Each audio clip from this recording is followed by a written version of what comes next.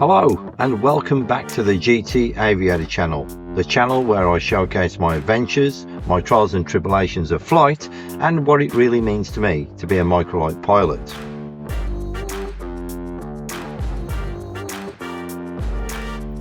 Well, what another great day at Carlisle. The sun's shining, it's blue skies, not a cloud in sight, but it is windy. As you can see, the Gyro Boys, or one of them, is just taxiing in now, and the plan is they're going to fly up to Oban, we're going to go up to Glenforsa, and then on the 14th, which is tomorrow, that's the 14th of August 2025, we are flying up to Barra. So we'll see how we get on. Just going to have a chat with Chris now, who's just taxied in. Hello, welcome to Carlisle. You're very welcome to it. How are you? How was the flight? Yeah, it really was, wasn't it? Really was. Yeah, coming over the Pennines for us was really bad yesterday. I'm glad you made it in one piece with a life jacket. Cutting a long story short, Chris, prior to leaving Holbeck Farm, forgot to pack his life jacket. So somewhere into the route, he realised this and had to turn around, pick up his life jacket and meet Colin further up the lake.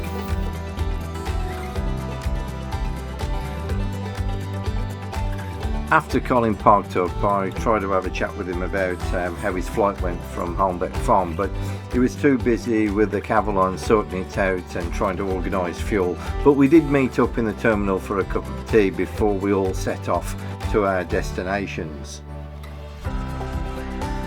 While the Gyro Boys were sorting out their aircraft and ordering fuel, the day before, Dave and I had been invited to visit ATC by the air traffic controller, a guy called Joe. Really friendly guy, you know, and really helpful on the radio, and, you know, just a super guy.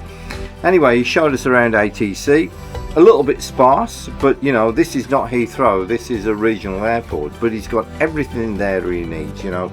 He's got his tabs to be aware of what aircraft are moving around, what's coming in, and he's got communication to the fire service, to other ATC services, to the regional emergency services, because don't forget, should an aircraft accident happen there, Joe is probably the first person that's going to speak to the emergency services. So, you know, he'll contact them straight away saying, you know, we've got an aircraft accident or a ground incident at the airport, we need, you know, assistance, you know, we need the fire service, ambulance service, police, etc.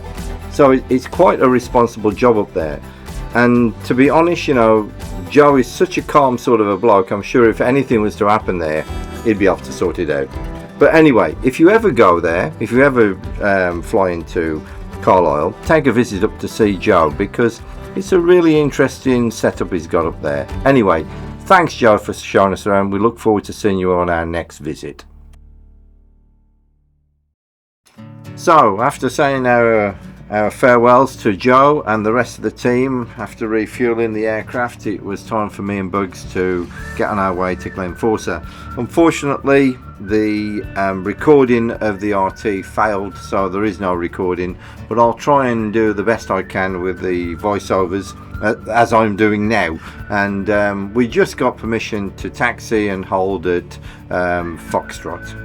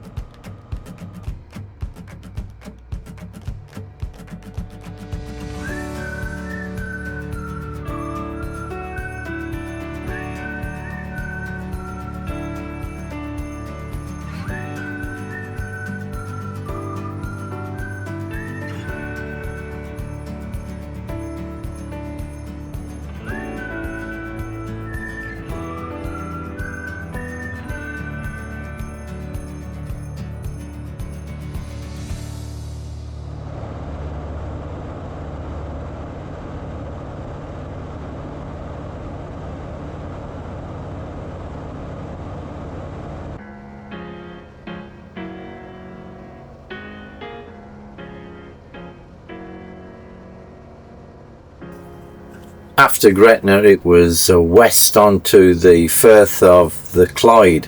I think it's the Firth of Clyde.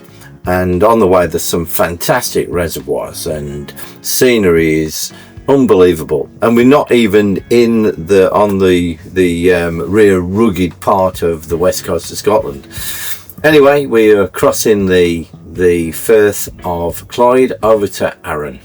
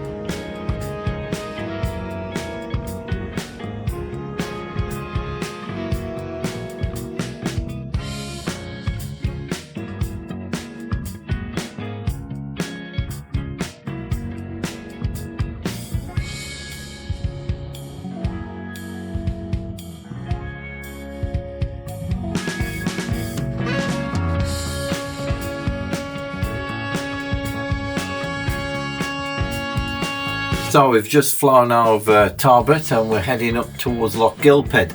The island in front of you there, as it says on the screen there, was Barmore. And right by Barmore Island there's a castle called Stonefield Castle. Quite an interesting place. It's quite traditional, and it's got a lovely bar and loads of different whiskies and drinks, and they do decent food as well. And it's well worth a visit if you ever get the chance. And from there you can wander around Barmore Island. It's a lovely place. It really is.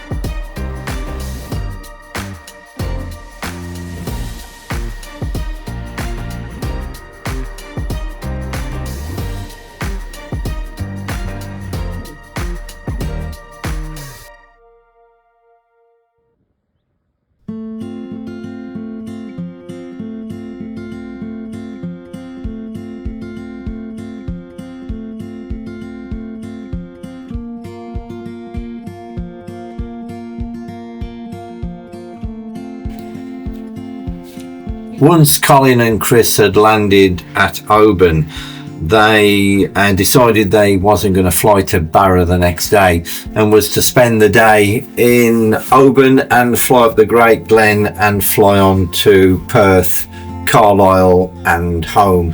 So we're not going to see them tomorrow, which is a shame really, but it is what it is. But they had a pleasant flight up the loch and returned home the next day.